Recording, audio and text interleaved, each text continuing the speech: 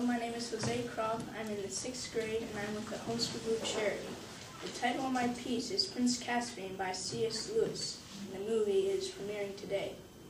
Prince Caspian is about 4 brothers and sisters who were once kings and queens of Narnia. In this story, they're going to help bring back Narnia, which had been taken over by an evil king named Miraz. Miraz has a nephew named Prince Caspian, who is the rightful king of Narnia. The 4 pregnancy children need to help make Caspian king. The story begins with the 4 children at a train station, and something strange happens. It was an empty, sleepy country station, and then suddenly broke off. Ow! All catch hands and keep together. This is magic, I can tell by the feeling. Oh, Peter, do you think we could possibly go back to Narnia? Exclaimed Lucy. Might be anywhere, said Peter. I can't see a yard in all these trees. Let's try again to the open. What's that? Said Lucy. By Jove, it's a wall, said Peter, an old stone wall. This wasn't a garden, said Susan. It was a castle. This must have been the courtyard. How now have you guessed where we are? We're in the ruins of Cair Paravel itself. There's one thing. If this is Cair Paravel, there ought to be a door at this end of the dais. You know, the door that led down to the treasure chamber. I suppose there is the door. The wall behind them was a mass of ivy. We can soon find out. They soon opened the door and went inside. There they found the treasure chamber with all their gifts. Oh, Susan, where's the horn? I remember now. I took it with me the last day of all, said Susan. It must have got lost when we blundered back into that other place. England, I mean. It's my sword, Rindon. With it I killed the wolf. The next day they were all out on the beach next to the ruins. Hush, look! And now something was happening.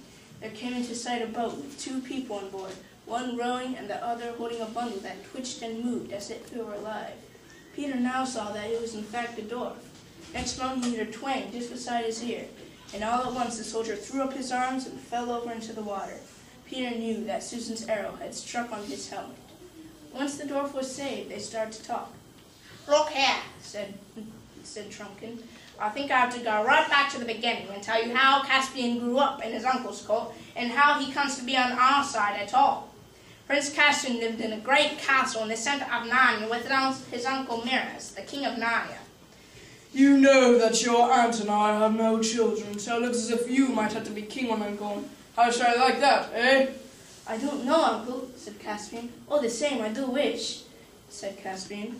What do you wish? Asked the king. I wish I could have lived in the old days. Eh, what's that? What old days do you mean? Oh, don't you know, uncle? That's all nonsense for babies. Later on, Caspian got a tutor named Dr. Cornelius, who never spoke of old Narnia, except for one night at the top of the castle. Listen, said the doctor. All you have heard about old Narnia is true. It is you, Telmarines, who silenced the beasts, and the trees, and the fountains, and who killed and drove away the dwarfs and fauns.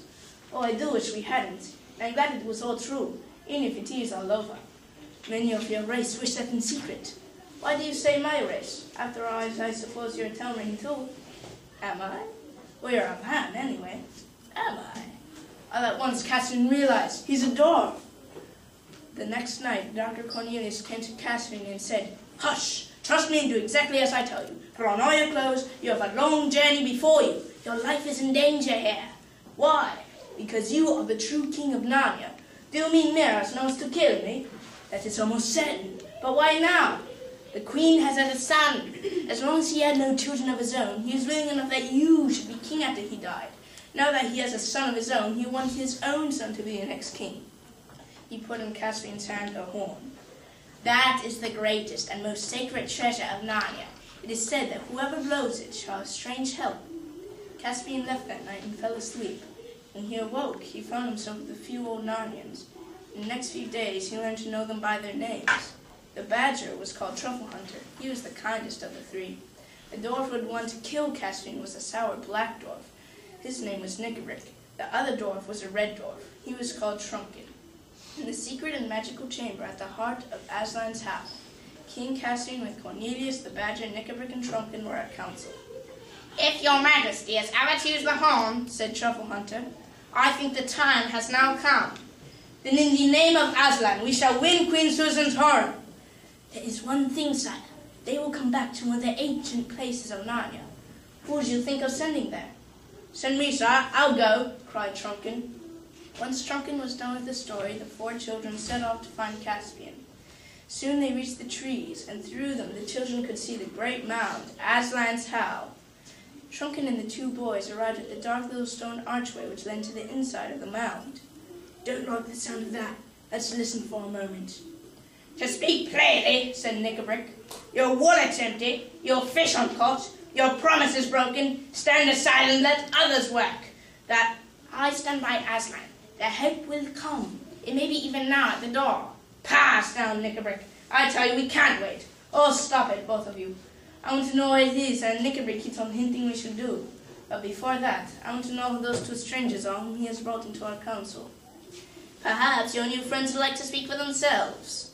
"Worshipful Master Doctor," came a thin, whining voice, "I have some poor little skill, not like yours, Master Doctor, of course. In small spells that I'd be glad to use against our enemies if it was agreeable to all concerned." "Perhaps your other friend would give some account of himself." A dull, grave voice at which Peter's flesh crept replied, "Show me your enemies." "None of us knows the truth about the ancient days in Narnia. We tried to press the horn, and it has failed. The stories tell of other powers besides the ancient kings and queens. How if we could draw them up?" "Who do you mean?" "I mean a power so much greater than Aslan's that held Narnia spellbound for years and years, if the story's not true." "The White Witch!" cried 3 voices all at once. "Yes, I mean the witch. I'm a dwarf, and I stand by my own people. We're not afraid of the witch." "But you've joined with us." "Yes, and a lot of good it has done my people, who is sent on all the dangerous raids. The dwarfs, who go ashore when the rations fail. The dwarfs, lies, all lies. And so if you can't help my people, I'll go to someone who can." "Stop! You go on too fast. The witch is dead. All the stories agree on that." "Who is she?" "Master Doctor, who ever heard of a witch that really died? You can always get them back." "So that is your plan, Knickerbrick. That's sorcery and the calling of an accursed ghost. I see who your companions are. A hang in the world." Round! The next moment or so was very confused. There was an animal roaring and a clash of steel. Once the battle was over and Caspian met Edmund Peter, they talked about the battle they were going to have with King Mares. "We are not strong enough to meet Mares in pitched battle." "I'm afraid not, High King." "Very well then. I'll send him a challenge to single combat." King Mares accepted it. Peter and Mares were now ready to fight. With helmets and shields they advanced till they were close together. Next moment the 2 swords flashed in the sunlight. For a second the clash could be heard, but it was immediately drowned because both armies began shouting like crowds at a football match. "I'm afraid this Mares knows his work." A great shout arose from the old Narnians. Mares was down. That brute never rose. After that, the whole towering army surrendered. Then Aslan was in sight. "This is Caspian, sir." "Welcome, Prince," said Aslan.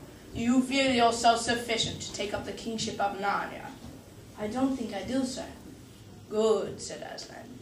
"If you had felt yourself sufficient, it would have been a proof that you were not. You shall be king of Narnia. Come on, our time's up." Creatures all cheered and rose up in honor. Appeared the High King and Queen Susan of the Horn and King Edmund and Queen Lucy. They then disappeared from Narnia and reappeared at the train station. "Well, we have had a time.